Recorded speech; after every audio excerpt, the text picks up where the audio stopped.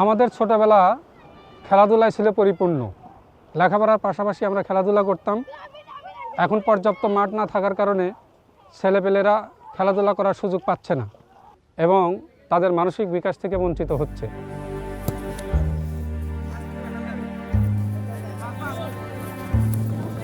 খেলাধুলার পরিবর্তে তারা ভিডিও গেমস এবং মাদকাসক্তিতে নিমজ্জিত হচ্ছে।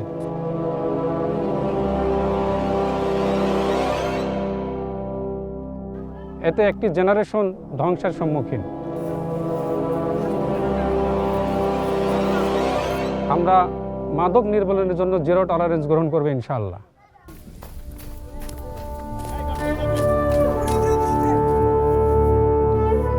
আমরা শিক্ষা প্রতিষ্ঠানে পর্যাপ্ত খেলাধুলার মাঠের ব্যবস্থা করব।